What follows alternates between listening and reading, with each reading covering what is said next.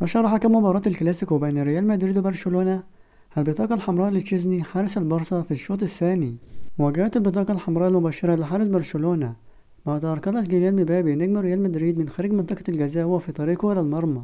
وسجل رودريجو نجم ريال مدريد من ركلة حرة مباشرة من خارج المنطقة في الدقيقة 60، لتصبح النتيجة تقدم برشلونة بنتيجة 5-2.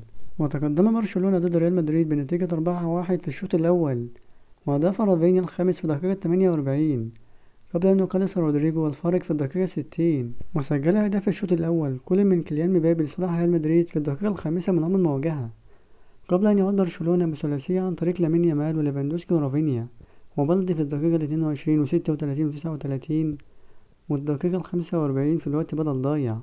وانتهى الشوط الأول بنتيجة 4-1، وانتهى الشوط الثاني بنتيجة 5-2. ولحد هنا نكون وصلت الفيديو. ما تنساش تفعل على زر الجرس وتعمل لايك للفيديو ليصلك كل جديد. والسلام عليكم ورحمة الله وبركاته.